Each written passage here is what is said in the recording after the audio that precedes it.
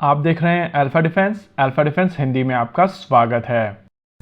आज के इस वीडियो में हम लोग बात करने वाले हैं दृष्टि 10 के बारे में। आप सभी को याद होगा कुछ समय पहले मैंने कहा था कि ड्रोन्स को लेकर मैं वीडियो तब तक नहीं बनाऊंगा जब तक वहां पर कोई सिग्निफिकेंट डेवलपमेंट नहीं है। अब यहाँ पर पूरा इंटरनेट पागल हो चुका है क्योंकि एडमिरल हरि कुमार की ये फुटेज इस समय सोशल मीडिया के ऊपर घूम रही है। पर्सनली मेरे लिए ये बहुत ज्यादा सिग्निफिकेंट डेवलपमेंट नहीं था, लेकिन जिस तरीके की कवरेज इस इवेंट को मिली है उससे लगता है कि मुझे छोड़कर बाकी सभी के लिए ये एक बहुत बड़ा डेवलपमेंट है। तो चलिए समझ लेते हैं कि दृष्टि 10 है क्या, इसके सर्विसेज के बेड़े में शामिल होने से क्या कैपेबिलिटीज भारतीय सेनाओं के पास में आएंगी और क्या इसका मतलब है कि इंडिजिनस ड्रोन प्रोग्राम पूरी तरीके से यहाँ पर खत्म हो जाएंगे। देखिए, दृष्टि 10 बेसिकली हर्मीस 900 है जो इजरायली कंपनी एल्बिट द्वारा बनाया जाता है। इस समय अडानी की तरफ से इस ड्रोन को भारत में असेंबल किया जा रहा है। इसके अलावा अडानी भारत में इसके एरो स्ट्रक्चर्स को भी बना रहे हैं।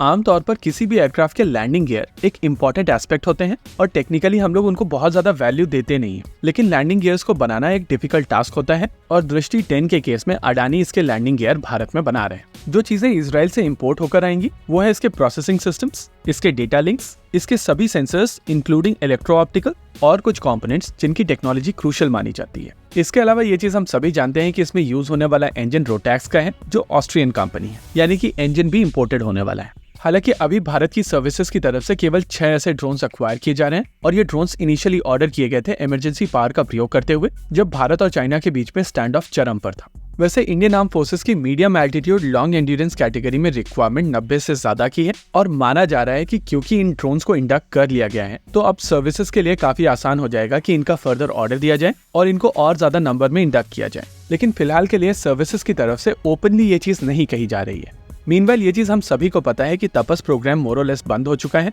और अब जिस तरीके की फंडिंग उस प्रोग्राम को जाएगी उसके हिसाब से वहां से किसी भी तरीके का रिजल्ट एक्सपेक्ट करना बेईमानी होगी। इन सभी चीजों को ध्यान में रखते हुए कहा जा सकता है कि इस समय देश में इंडिजिनस ऑप्शंस है नहीं और उन सभी के एब्सेंस में दृष्टि 10 की भारत में असेंबली एक सेंस बनाती है। देखिए, दृष्टि 10 को लेकर जो भी वीडियोस बनाए जाएंगे वहां पर इसकी स्पेसिफिकेशन की बातचीत की जाएगी और आपको बताया जाएगा कि ये ड्रोन 36 आवर्स तक हवा में रह सकता है, 30,000 फीट की एल्टीट्यूड रीच करने में सक्षम होगा, 450 किलोग्राम का ये पेलोड कैरी कर सकेगा। फिलहाल के लिए ये ड्रोन आर्म ड्रोन नहीं है, लेकिन आगे चलकर इसमें चेंजेस किए जा सकते हैं और इसको एक आर्म ड्रोन बनाया जा सकता है। पेपर के ऊपर ये सारे क्लेम्स सही हैं, लेकिन अब जब इन ड्रोन्स को भारतीय सेनाओं के बेड़े में शामिल किया जाएगा तो इंडियन कंडीशन में प्रैक्टिकल एप्लीकेशन में यूज होते हुए एक्चुअल परफॉर्मेंस के नंबर धीरे धीरे बाहर निकलेंगे और जब वो नंबर बाहर निकलेंगे तब एक्चुअली हम लोग इसकी परफॉर्मेंस को गेज कर पाएंगे। साथ ही साथ इंडियन आर्म फोर्सेस को भी यहाँ पर एक बेहतर आइडिया मिलेगा कि वर्ल्ड के दूसरे ड्रोन्स किस तरीके की परफॉर्मेंस देते हैं और उसके बेसिस पर आप इंडिजिनस प्रोग्राम को ज्यादा बेहतर तरीके से इवेल्युएट कर पाएंगे।